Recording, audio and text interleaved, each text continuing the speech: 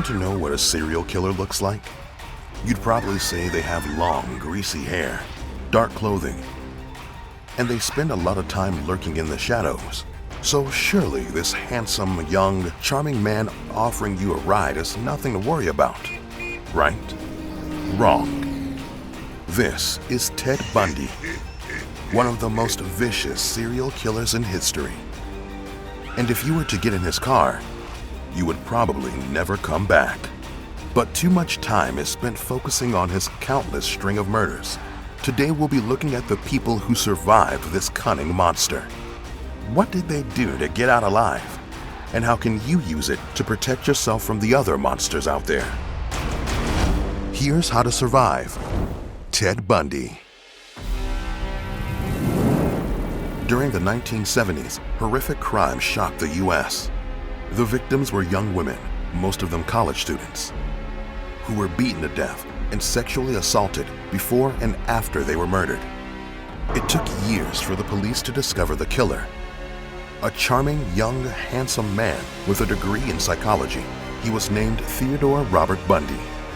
After being caught and sentenced to death in 1979, the infamous killer claimed to have murdered anywhere from 36 to 50 women between 1974 and 1978. But some experts believe there could have been more than 100 victims. Fortunately, there were also survivors, and we've put together their top 3 most incredible stories of how they got out alive.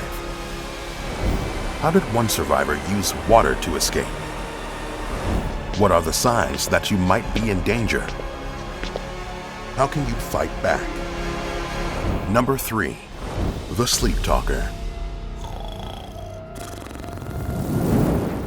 In 1974, 18-year-old Karen Sparks was a student at the University of Washington. She remembers seeing an older guy staring at her in a laundromat, and one night, she saw a man looking at her from outside her window. But she thought it was nothing, so she went to bed. But a few minutes later, a man was on her bed, viciously beating her with a metal rod. The sexual abuse she suffered split her bladder. The attacker also smashed her skull.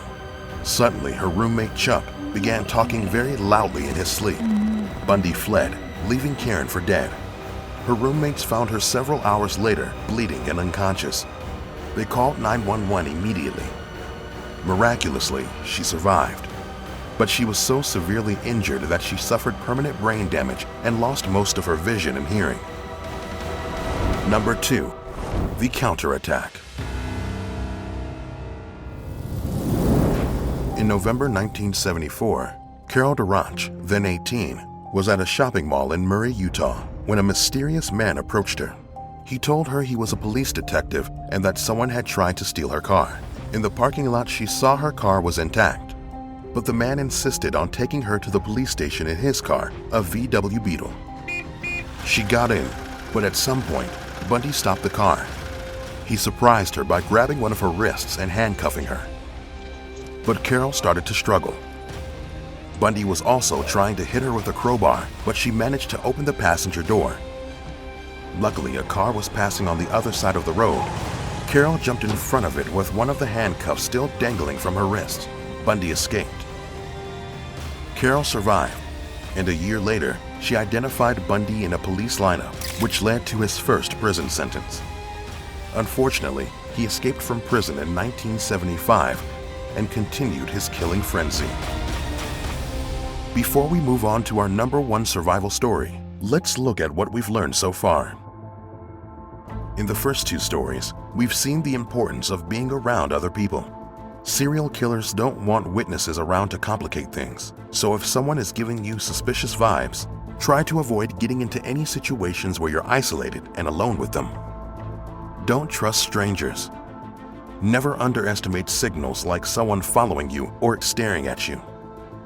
As you'll see in our number 1 story, recognizing these red flags could very well save your life. Number 1. Saved by water.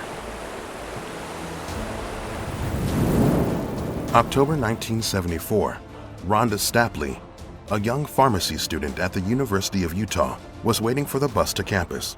A Volkswagen Beetle pulled up. The driver, a handsome and charming young man, offered her a ride. She accepted. When she got into the car, she noticed that the passenger door handle was broken, but she thought it was just an oversight. She saw that the guy wasn't driving the common route to campus, but he said he wanted to take a little detour to the zoo. Rhonda thought it might be the start of a college romance and agreed. But a few minutes later, Bundy stopped the car in the middle of the woods. He looked straight in her face and said, "You know what? I'm going to kill you." Then he began choking her until she fell unconscious. For 3 hours, Bundy sexually abused Rhonda and beat her with inexplicable rage. Finally, the killer became distracted and returned to the car. Rhonda seized the moment and tried to run, but fell into a raging stream of water. She survived, but spent years dealing with PTSD. According to the FBI, serial killers have traits like not feeling remorse or guilt, the need for control, and predatory behavior. It's not easy to survive someone like that, especially if you can't identify them. Some serial killers' identities have remained unknown for centuries, like the infamous Jack the Ripper. But in 2019, a study claimed to have found his identity. Want to know who he was?